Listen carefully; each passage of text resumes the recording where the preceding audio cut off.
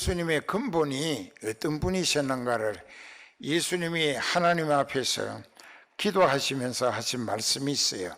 요한복음 17장 1절부터 봅시다.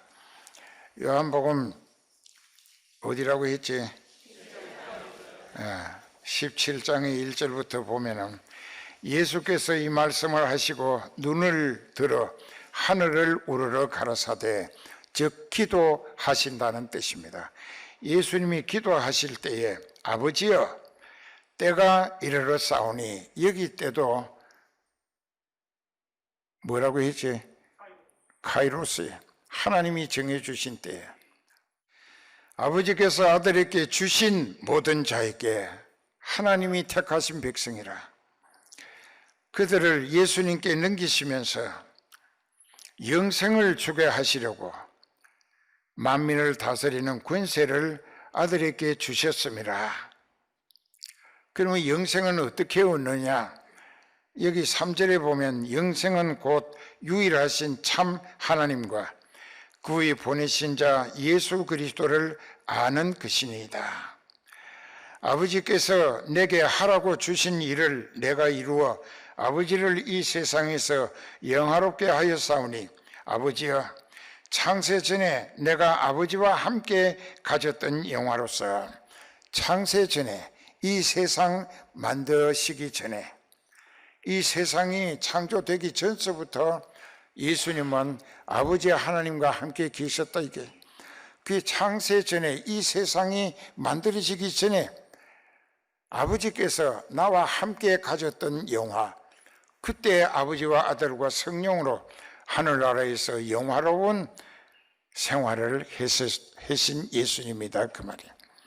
창세 전에 내가 아버지와 함께 가졌던 영화로서 지금도 아버지와 함께 나를 영화롭게 하옵소서.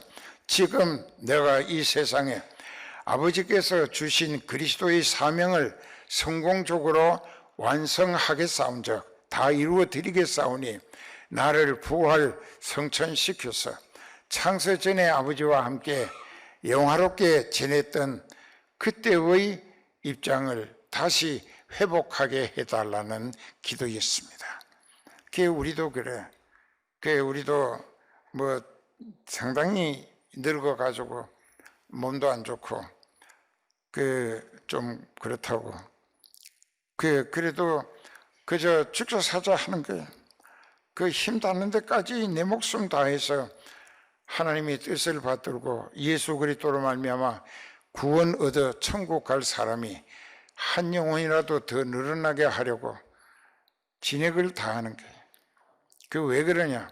훗날 내가 하나님의 부르심을 받을 때 하늘나라에 가서 예수님과 함께 성령으로 더불어 아버지 앞에서 영원토록 같이 살게 될 약속을 받았기 때문에, 그게 믿어지기 때문에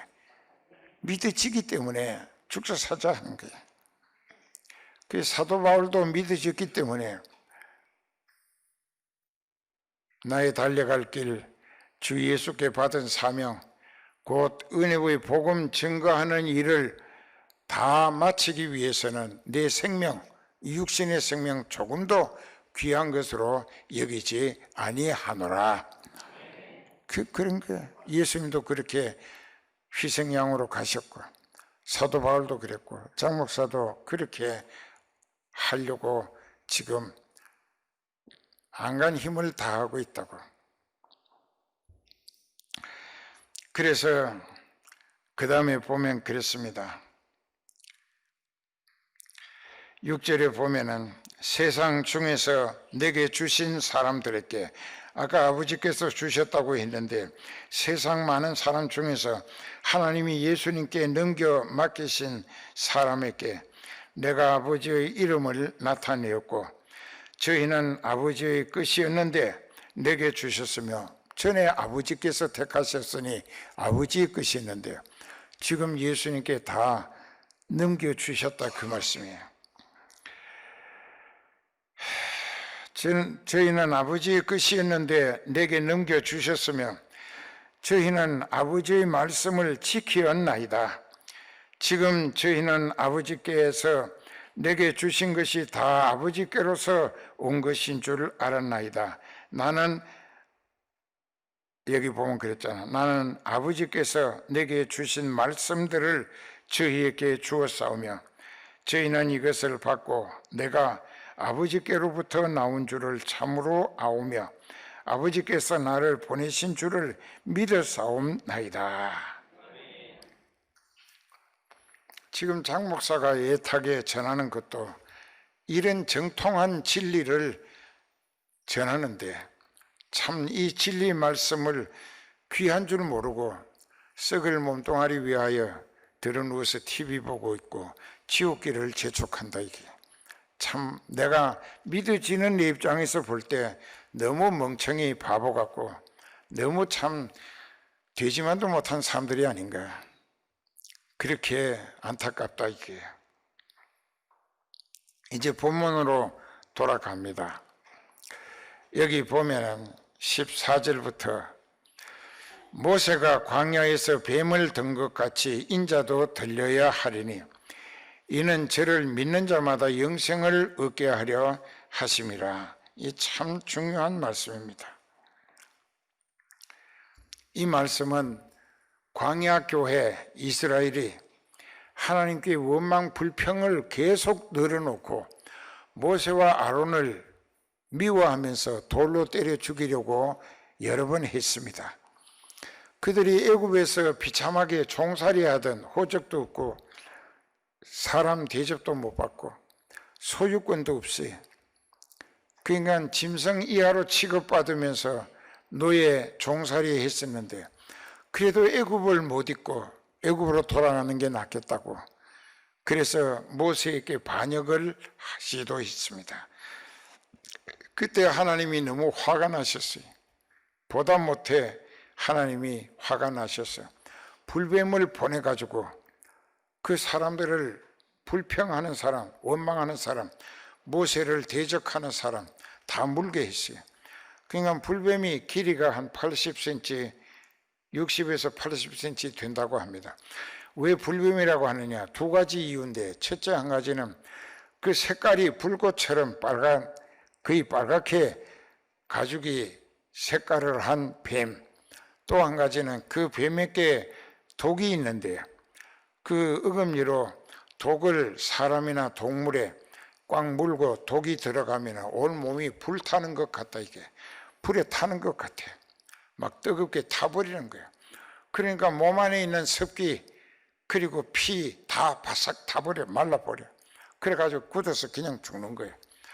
그러니까 하나님이 얼마나 화가 나셨으면 만 가지 믿을 만한 증거를 충분히 보이시면서 믿어라 믿어라, 그리고 모세를 내가 너희 목자로 세워서 약속의 땅 가나안으로 데려가 줄 것인데 거기 가서 나와 함께 잘 살기 위하여 너희가 모세를 잘 따라가라 했는데 안 믿는다 이게.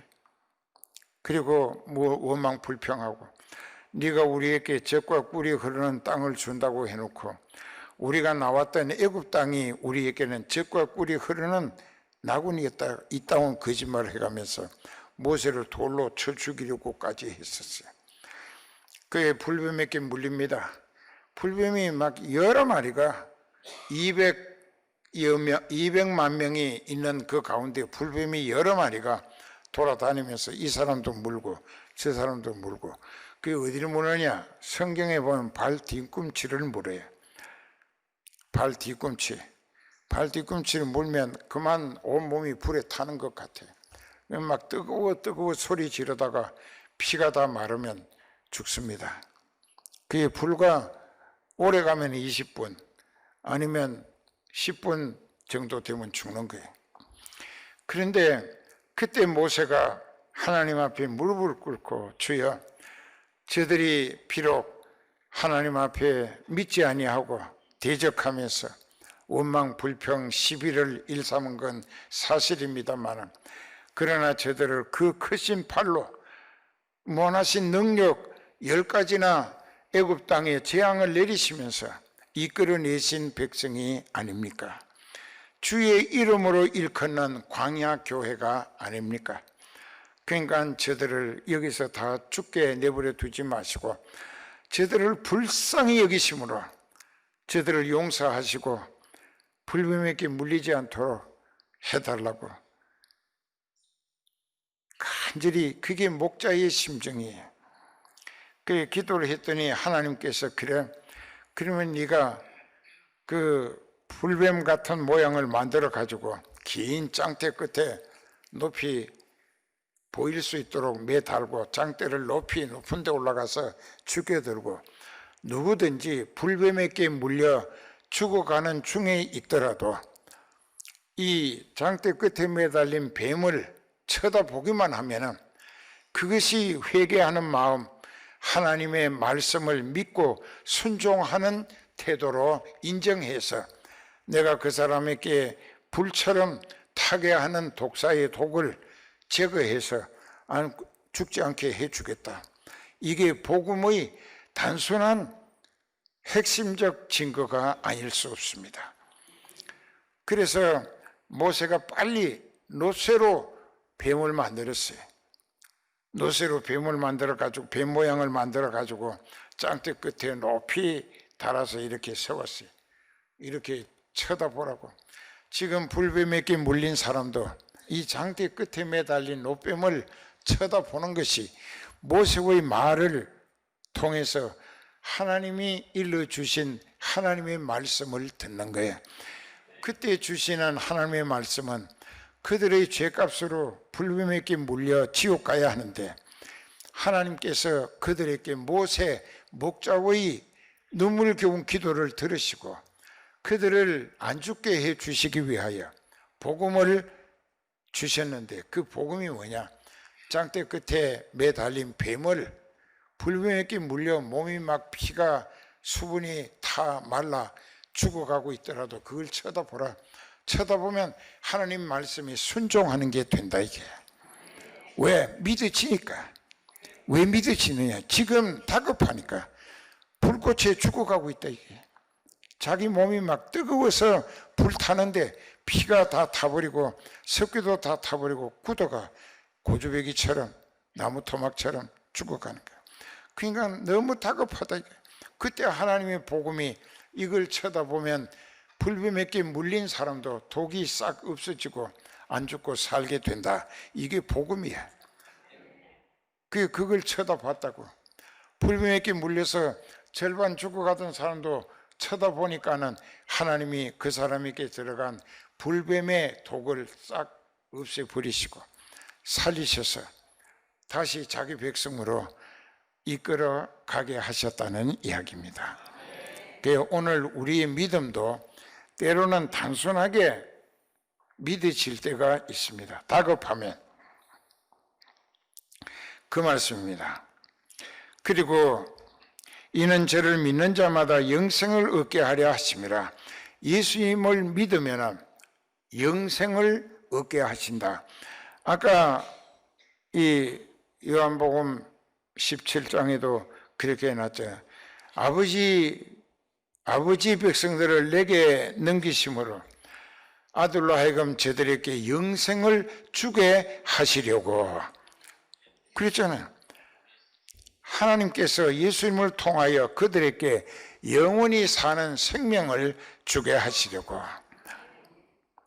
자, 이제 그래서 예수님은 우리에게 영생을 주시기 위해서 아버지 하나님이 보내신 메시아 그리스도였다는 뜻입니다.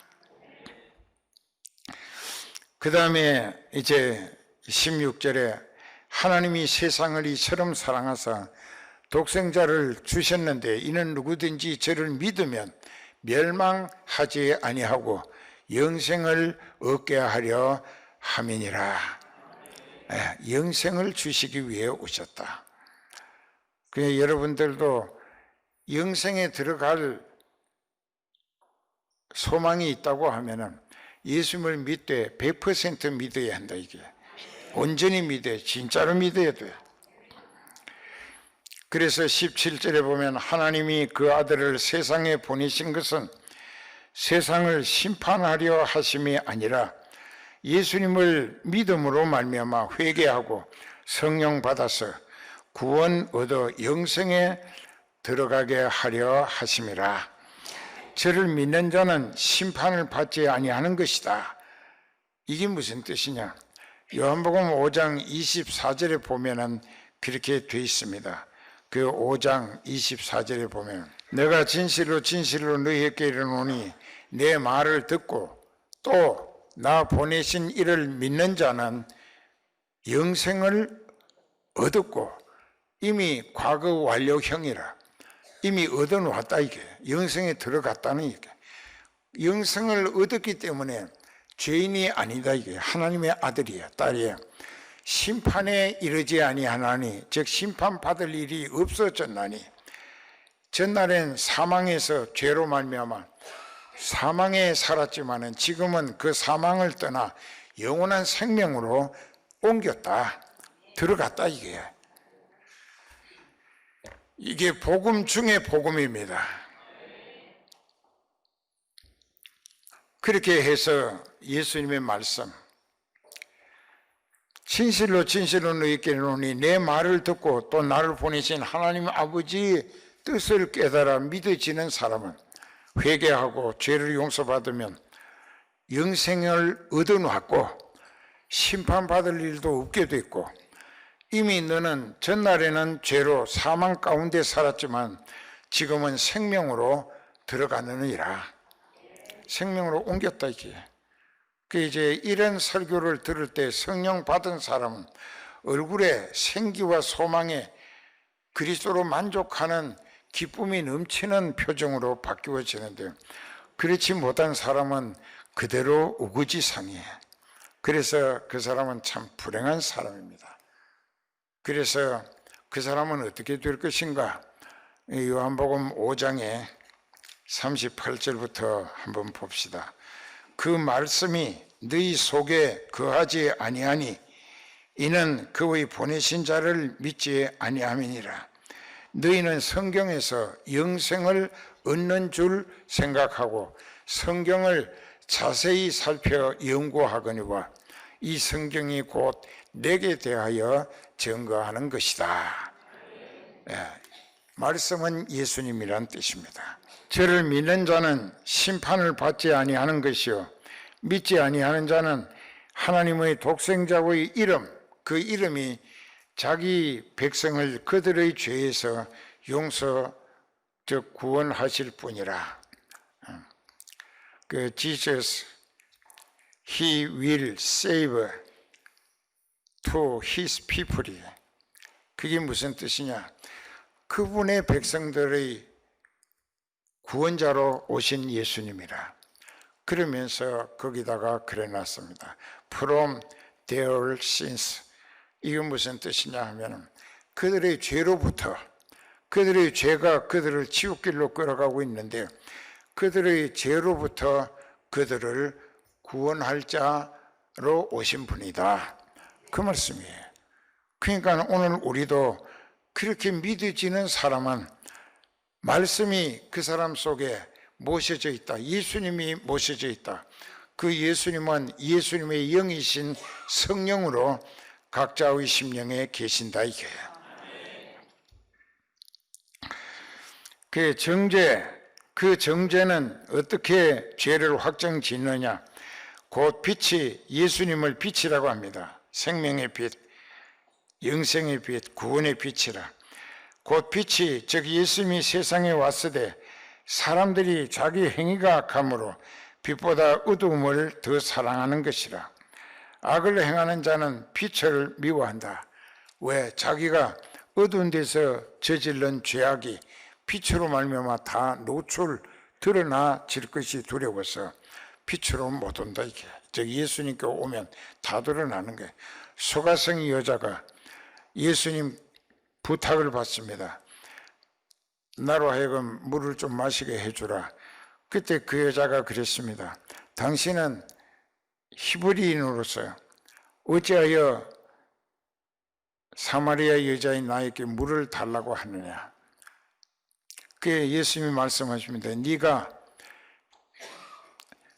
내가 너에게 물 좀 달라고 했는데 너에게 물 달라고 한 내가 누구인 줄 알았더라면 네가 그렇게 말하지 않았을 것이다. 그러니까 그 여자가 뭐라고 했냐, 이 우물은 야곱이 파서 그 후손들로부터 우리까지 마시게 했는데 당신은 야곱보다 더 큰 사람인가고 그렇게 말을 했어요. 그런데 예수님은 야곱을 조금도 깎아내리지 아니하고 누구든지 야곱이 판 이 우물을 마시는 사람은 좀 있으면 또 목마르게 되지만 내가 주는 물을 마시는 사람은 영원히 목마르지 아니할 것이다.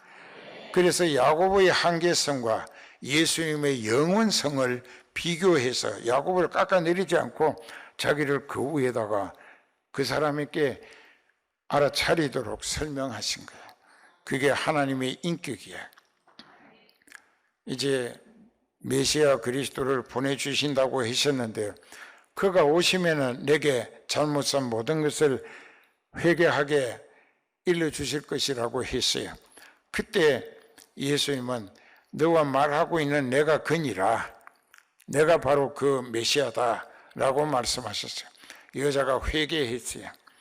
그리고 물동이를 버려두고 그 동네 산 언덕에 있는 동네에 막 뛰어가서, 우리 성경에는 그렇게 안 돼 있지만은 킹 제임스 버전이라고 하는 데 보면 가서 자기와 불륜관계 나쁘게 지냈던 과거 살았던 남자들을 다 데리고 당신하고 나하고 지은 죄를 용서해 주실 그리스도가 오셨다고, 가서 우리 회개하고 용서받자고, 그 남자들을 다 데리고 가니까 동네 사람들도 다 따라왔어요. 따라와가지고 우물가에 와서 예수님을 만납니다. 그래서 그 동네에 예수님이 복음을 전하게 하시고 전하게 되시고, 그 여자, 죄 많은 여자로 인하여 그 여자가 성경에 보면 물동이를 버려두고 동네로 들어가서 사람들을 많이 데리고 왔다고 했는데 자기와 죄 지은 남자들을 다 끌고 왔어요. 그 죄를 근본적 용서를 받고 싶었어요. 이렇게 이제 되는데 우리는 죄 없는 사람이 없습니다.